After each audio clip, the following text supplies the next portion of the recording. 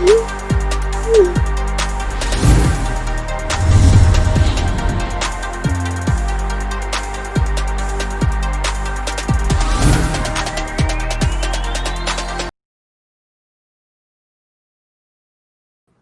right, what's up, guys? Welcome to our second in our special edition episodes that have been coined as SDCC Peeps. I'm your host, Brandon Troy.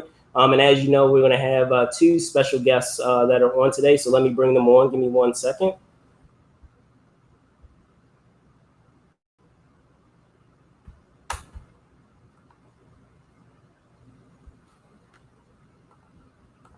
First off, I have Nat Williams of the Nerd Element. What's going on, Nat? Hello, how are you, sir?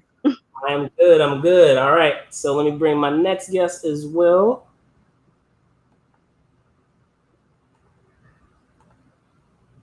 I have Jeff Mueller, Mighty Jerd. What's going on, man? Long time no speak. How are you? I'm doing well. I'm glad to be talking to you guys. I mean, unfortunately, from home rather than where we want to be, but and you got a beard. Wow. I know. You look good with it, though. I've really embraced the quarantine life, let me tell you. Beard, yes. So, guys, as I said, thanks for coming on. Again, this episode is dedicated to what again I've noted as SDCC Peeps. For those of you that are not familiar, let me just give you a quick rundown. So, as you guys know, unless you've been living under a rock, San Diego Comic-Con is happening next week. Mind you, not in the live edition or live capacity, but virtually or at home, as they called it. But the cool thing that you have about Comic-Con, outside of perhaps obviously the programming and the parties and all those cool things, the swag, the souvenirs, what have you, is the communal aspect. The great friendships that can be developed or sparked out of that, just based off of mutual interests, off of various fandoms or things that you enjoy in pop culture. So just give you kind of a quick spark notes of my two guests here. Each of them, Nat, I'm trying to think how far we go back. We go back maybe 4 or 5 years. I was thinking that earlier today. I was like, it's not a good 4 or 5 years. 4 or 5 years. It's funny because for both of you, I actually got introduced to what you guys did from another mutual friend who we will have on later. Based on his show. So Leonard, Englishman in San Diego. Leonard's coming. Oh, yay! Yeah. So the thing is, like I as I said, I got introduced to a lot of what you guys did prior to that, but I feel like physically in person, like met, even though we were in communication, and I would say in both ends, whether it's you, Jeff, or Nat, I know that we were in communication, I guess social media wise, but then physically meet, I want to say Nat until Spartacon. Wow, I'm really going back. Oh yeah, I think it was Spartacon, and then we met again at Baltimore, right, if I recall correctly. I mean, right. It was all in Maryland, so Maryland. Okay, no.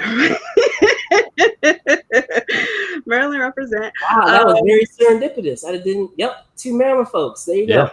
And Jeff, I was going to say my introduction. I think we physically met in person, and this is indirect. It's indirectly thanks to Tony Kim. This was at what is it? The Comic-Con party. Yeah, the Game of Bloggers. Game of Bloggers. Thank you. Yes, Game of Bloggers party.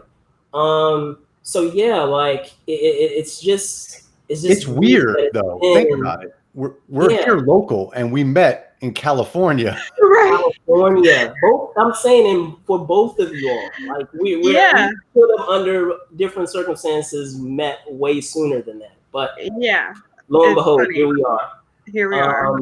So with that being said, guys, I wanted to start first by talking about your first Comic-Con experience. So like going to Comic-Con for your first year, what year was that, and what are some of the things that you remember from that first time going? You want to go first, Jeff? Sure, I don't mind. I can go. I'm having a hard time remembering if it was 2012 or 2013. I can't remember which was my first year. I feel like it was around the same time. Yeah. Yeah, somewhere back then, it was obscenely overwhelming. Even back then, and I say back then like I'm some longtime veteran, which I'm clearly not. But even in the short time that I've been going, just like the all the external events have really gotten crazy. And, you know, even when I went and there wasn't so much of that, it was really mostly just at the convention center. Even then, I was not prepared. Like, you know, I'd been to Baltimore Comic-Con, I'd done some of the small local stuff, and I thought I knew what I was doing.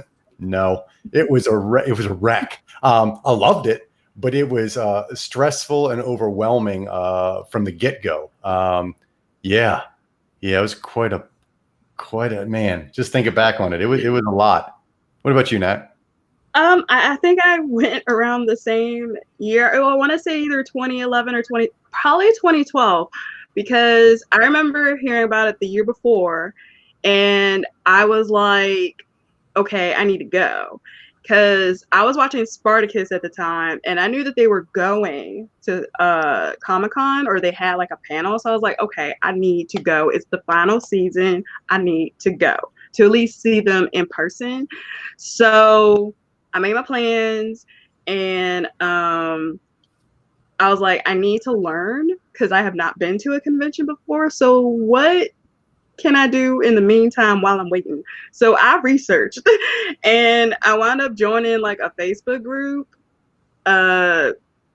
San Diego Comic-Con badge holders. I managed to get tickets like my first year. Fortunately, I was just lucky. Like that. Fate had a hand in that. And that was when we had, I don't want to say the blue circle of death, but I feel like it's been so long since I've gotten tickets. But anyways, I went and I became friends with a lot of people, including my co-founders for the Nerd Element. That was the first year that we met, and we stayed friends until the Nerd Element was born a few years later. So I did make that Spartacus panel. I was very happy. I managed to get like very close to the front, so I was very happy. That was like my main goal. And at the time, I think Teen Wolf was on MTV too, and that was another panel that I wanted to really going. Yeah, I am going back. Yeah. So yeah, I mean, it was just like my first time going. I was overwhelmed too, but I guess because I did my research ahead of time, I had like a plan of attack, so it wasn't as bad for me.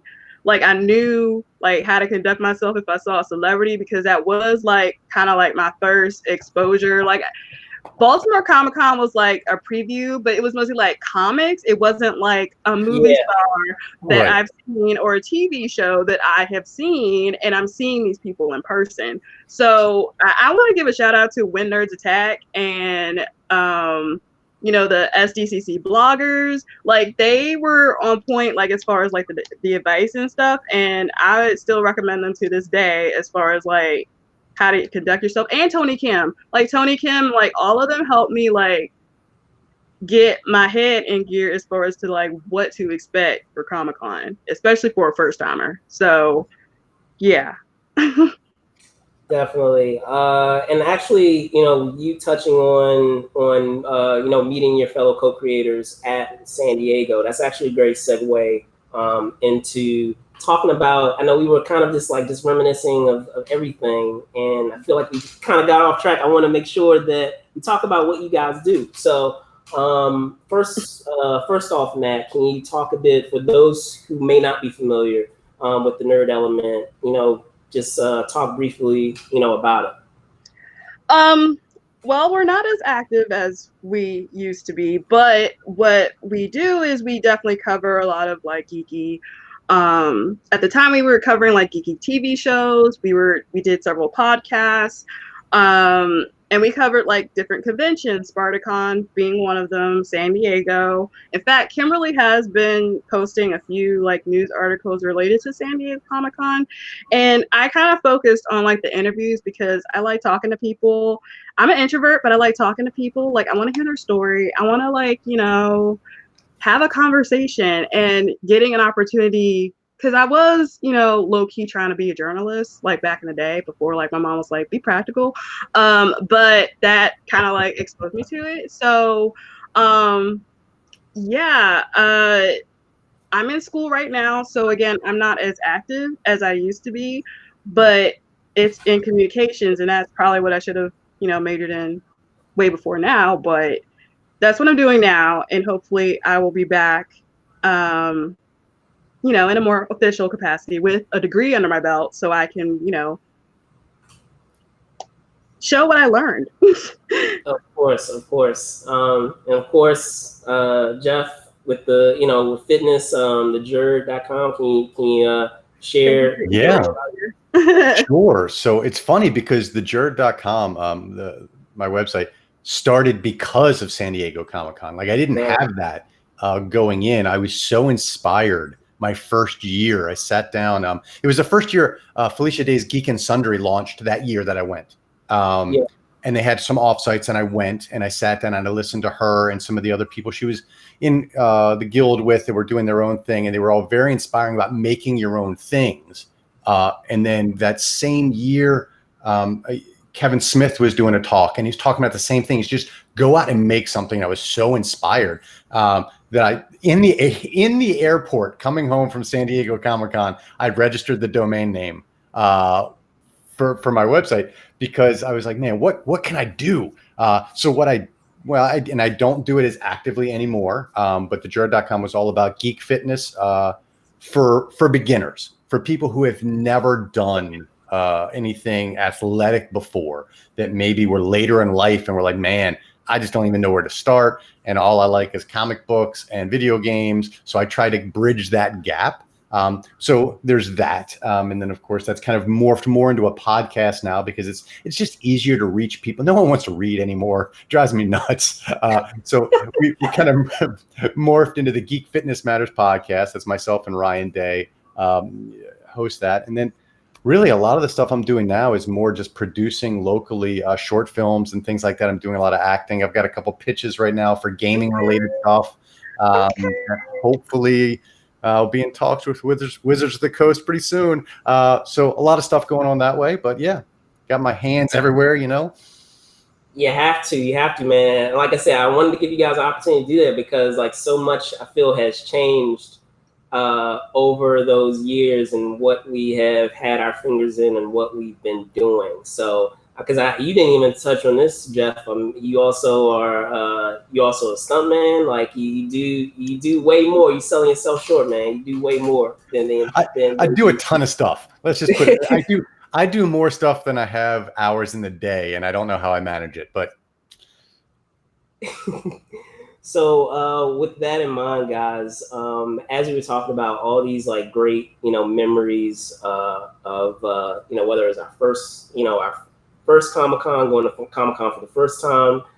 It's funny you were bringing up, Nat, the situation with the Ring of Death. I remember when they changed over the system. Now I feel aged now, because I remember when my first year, I was able to get a ticket in June when I was still going as an attendee. Oh, wow. I got a ticket in June. And then my second year was the year that this entire site crashed, and they had to switch over to Epic. So they weren't even using Epic back when I was going. So yeah, it's been interesting to see how that has developed and how that has evolved as well, and how much of a process it has become, and even just in the transition of going as an attendee initially, and then now going as a member of the press. So that transition has been fascinating, also. But again, talking about like all of these, memories about our first Comic-Con and even, beyond that, as I said at the top, they're transitioning, at least for this year, going virtual or doing Comic-Con at home. So I just wanted to get, your thoughts on that, and what will that, look like for you? Maybe, you're going to bow out this year because it's the one opportunity that, perhaps, gosh, I don't really have to, do all this extensive planning for this 1 week for a show. Maybe I'm just going to take a break and bow out this year. Or maybe, you're going to do the same thing. Mind you, you're not getting on a flight, but, you still took off. So that way you can still enjoy the programming. So I love to know for either of you. Well, I mean, I missed out on the 50th, so I was already kind of taking a break. But now that it's at least at home, I may catch a few panels. And because it is West Coast time, Yeah. it would definitely be like after work or like maybe during my lunch hour. I could, catch a panel. And I kind of did that with C2E2 and New York Comic Con. So at least the ones that they were actually live streaming. So it's kind of weird because, or kind of interesting that San Diego, because they can't do anything in person this year, that they're finally doing live streaming or, like Zoom chatting or, something virtual to make it accessible. Because I feel like other conventions have been ahead of the curve as far as that's concerned. So it will be really interesting to see if there is potentially like more people interested in going to the convention, even more than we already have, because people have been trying to go for years and unfortunately have had no luck because of, epics and the circle of death, or, the random numbering that, registration goes through now. And so it'll just be really interesting. Yeah. Jeff? I mean, when I go, I'm not a panel guy usually. Like I'll go to one or maybe 1 to 2 panels, and those are usually participation panels, usually like a voice acting panel where it's very interactive or things like that. And just kind of watching from the computer didn't sound appealing to me at first, but I think I'm actually going to probably attend more panels this time, because there's no worry about, oh, I'm on this side of the convention center, now I got to run all the way. It's just going to be easier to kind of dig in. So I'm probably going to watch a couple here and there that I normally wouldn't have attended. And I think it's going to be, while it sucks in a way for everyone, I think it might be good for the convention in the long run, because I think a lot of people who have never attended just assume that the quality of the panels, the quality of everything is the same as their local convention. And as we all know, it's not. Now, granted, it's not going to be as high profile because everyone's going to be doing it over Zoom, but the level of talent and the level of people they get in those rooms and the stories that they're willing to give, I think if people who have never been able to go before will watch it, will become even more interested in actually going and realizing, oh, it's more than just a big convention. It's the convention. Yeah. I was going to say the thing that will be interesting too going forward is seeing if Comic-Con decides to implement doing any capacity of their programming virtually, because just like as you were saying, there's a capacity for them just to consume more content. So will we see going forward in the future a mixture of those panels that are live, and then maybe for some of the panels they'll designate, okay, this is going to be a live one that you physically can attend, or right, maybe this is going to be a virtual one, or in the same way that they have with fan panels, maybe they'll designate that specifically just as virtual panels versus having live panels, just so they can kind of pack as much programming as they can. If they split it up that way, they'll be able to pack in even more programming than they normally would. So why couldn't they just go the route that New York and C2E2 does? Like, it's not all the panels, but right, they do, at least to appeal, like at least especially the people that watch TV shows, being able to see like a TV panel or like a fandom panel. I mean, you can mix it up. They could take it to the next level. This is probably a good opportunity for San Diego Comic-Con to potentially take it to the next level as far as live streaming goes, but also, and especially next year, do a little bit of both, and again, take it to the next level. Try and surpass what, you know, some other conventions do. I mean, possibilities are endless. No, it's true. Absolutely. The thing is, I've always wondered why CCI hasn't done like digital passes and things like that, and streamed a good portion of their panels. I mean, they could stream Hall H and just black out the trailers and things like that that they don't want pirated. And I guarantee you a bunch of people would be jumping on it. I mean, C2E2 New York does that already. Like, it's right. not right. They just literally don't. They say, like, you know, something's in progress, they'll like be back shortly and keep it moving. So I'm just like, San Diego could have done that a long time ago. In fact, they could have been the first ones to do it, but I was gonna say, I think it's, go ahead. No, I was gonna say, like, because of a digital pass, and this is where capitalism comes into play here, you know, they could start charging money, and then, you know, some other conventions will start following suit on that instead of making it free. And I really hate that I'm putting it out there, but, you know, sometimes someone's going to think of it eventually, and we got to prepare ourselves for that, and if we're going to pay anything. So here's the thing, though. If you look at, you know, San Diego Comic-Con, 4 days of content, if they charge what, $10-15 for a digital pass and they're streaming everything, good for them, because honestly, that's not, I mean, just don't go to Starbucks for 2 mornings and get 4 days of seeing all your favorite stuff. Like, I don't see that as being, you know, the issue. Now, if they were charging an obscene amount, I agree with you, but I don't see why. I'm in this day and age, I kind of get irritated when people expect everything for free. In terms of, you know, I know everything seems to be free online because if you dig hard enough, but that's why everyone struggles so hard, because ain't no one getting paid. So it sets a bad precedent for the small creators. Yes, you're giving your money to the big corporations when you're talking SDCC, but if there's a precedent set to where you pay for your content, when smaller conventions who need the money want to stream and they're also charging $10, people will be more apt to pay it if they're paying it everywhere, rather than if San Diego, who could absorb the cost, went, now we're going to do it for free. That honestly screws to smaller conventions that want to move in that space as well. I don't know. I get off my soapbox. No. And you're absolutely right with that. I'm just interested in seeing, like, if, you know, it's streamed, can they keep that content and then, you know, maybe have a streaming service just with panels and their convention in general? Like, how would that even work?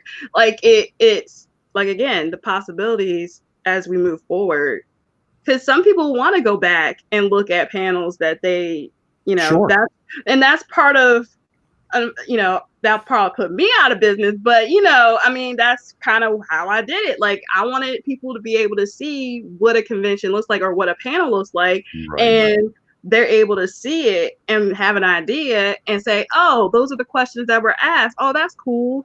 I was like, ooh, really? They asked that question? I probably wouldn't have asked that question, and probably get more comfortable if they do go to a convention. I know how this works. So yeah, it's a little bit of everything.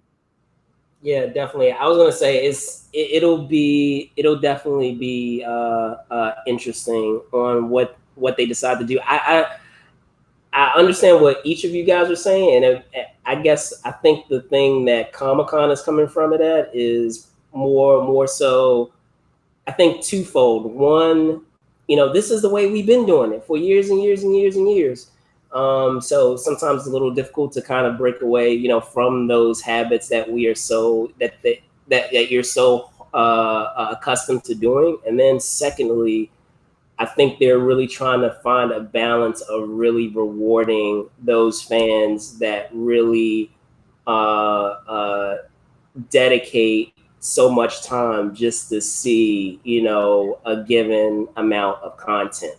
So, they don't want to discredit, the fans that that are more than willing to camp out to see content. And I think it will be an interesting balance to see what they strike in order to still allow people to see content and not make it as exclusive, yet still trying to have something special for those that are willing to wait for it and to travel, not just travel from, within the US, but travel from across the world just to see content. So I do think that wouldn't be as much of an issue, because what I do enjoy about San Diego is the fact that the whole city kind of gets involved and the outside events. So even if you didn't, get a ticket, you can still go on vacation in San Diego. Granted, you'd probably be taking some hotel rooms, but you can still immerse yourself into that experience and still feel like you spent, it was money well spent. So I feel like San Diego can't really, or online streaming can't really take that away. Same thing with New York. As hassle, as being in a convention or a live convention or in person is, there's still like that sense of you meet people and you get to just like explore the exhibit hall, as crowded as it is, and just see the different artists. You get to support, hopefully, the local artists, Artist Alley, because they need their bread and butter. I am always like in support of artists in Artist Alley. So if you ever go to a convention, definitely support the locals. And just the different content that's available when you're in person versus live streaming. Definitely. So in that regard, have you guys have you already put together your schedules? And if so, what are some of the things that you guys are looking forward to seeing? I'll let Jared go. I mean, I've only got 2 on my radar right now. I'm actually, this week was going to be my week to look at it, but I know they're doing Charlize Theron is doing like the what are they called? Like the evolution of a badass, like right. Yeah. And I'm really interested in giving that a watch for many reasons. And then the New Mutants panel, I'm curious. That thing has been such a train wreck for years that I want to see what they say. Like that to me is going to be just fascinating, watching the actors who filmed this years ago still sit there and try and sell this thing like it's fresh and new. Like I'm fascinated by that from a filmmaking perspective. So those are the only 2 that are really on my radar at the moment. Gotcha. I'm fascinated for similar reason, Jeff, in going to that Joss Whedon panel that they have. Oh, is there one? Very fascinated. There is one that I saw on there. So I plan on checking that out, because with everything, I'm very fascinated. Listen, if you're going to do a panel as Joss Whedon, doing it when no one can stand at a microphone and yell at you is probably the best time to do it. I'm super fascinated. But maybe since it was pre-recorded, maybe it won't be as fascinating because it was prior to everything. So, but I still plan on going because it's going to be nice. Definitely with everything. It'll be interesting for sure. So with all that being said, guys, I know this is going to probably be super hard, but I'll close off with this. Is what is your, maybe it's not just one, what is your best Comic-Con memory?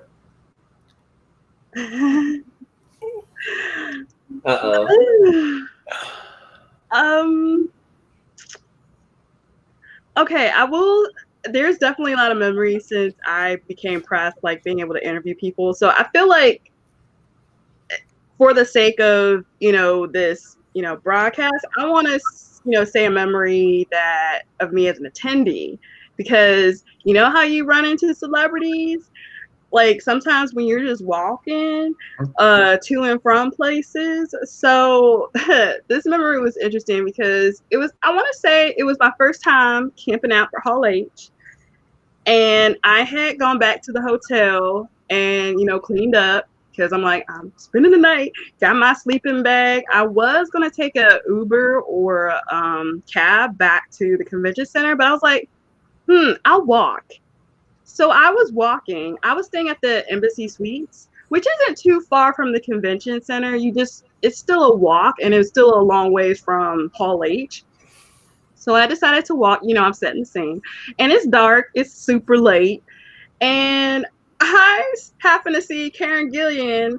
And, oh my gosh, what is his name? He voices on DuckTales. Ben McKenzie? Okay. So they just happened to be walking by. I think it was like by the Hyatt. I was passing by and I was like, Karen Gillian. Hello. I'm like talk him up. I'm like, do you mind if we take a picture? You gotta ask politely, right? Because you can't just you gotta be polite about it. And one thing that stuck with me as far as advice is like if someone's like eating or like they're kind of like occupied, don't be trying to like, hey, sorry to interrupt. No. So we started chatting. It was a friendly conversation. I asked for a picture.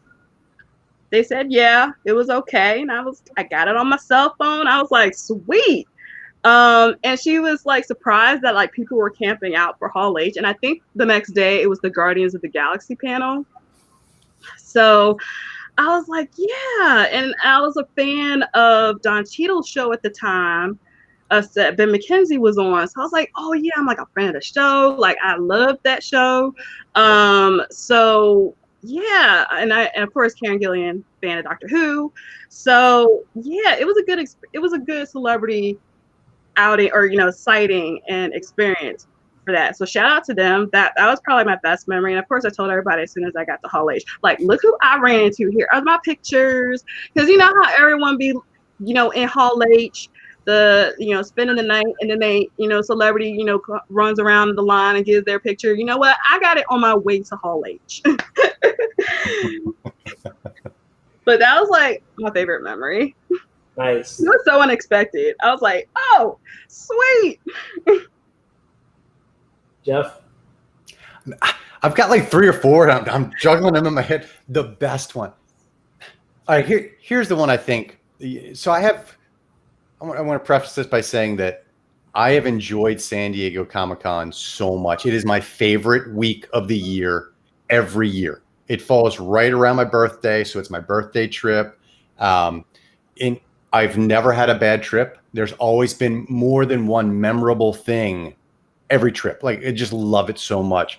But I think thinking back, the one that just was weird because it was surreal. It wasn't, I've run into celebrities, had conversations, done all that, but that's I don't want to say commonplace because a lot of people don't have that experience. It's just random and it just happens. This was that to the next level. So I'm not press, never have been. And somehow I got VIP invite to the first year that Hodor from Game of Thrones was DJing at Club Flux. And so downstairs was cool, but there was this upstairs lounge. Was this Nylon? The Nylon party?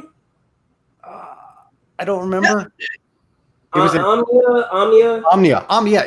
Yeah. I think I saw you there upstairs, actually, yes. Brandon. Yeah. Randomly got, my wife and I got invited to this party, and we're upstairs, and it's free food, free booze, the nicest people there. And the reason why this stuck out of my head right now is R.I.P. Grant Imahara. He was there and was the nicest guy to just no pretense. I sat down, chatting with him a bit. It wasn't one of those things where he was like, trying to get away. He was just happy to sit down and just chit chat about stuff.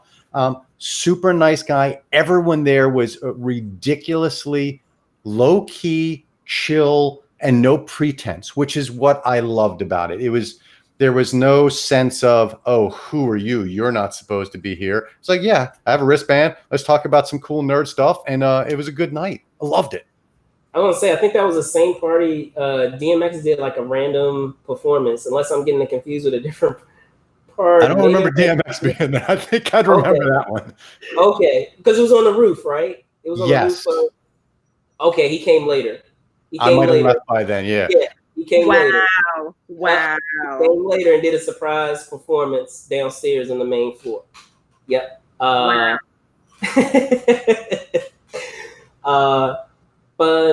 Yeah, so with I guess, okay, my turn.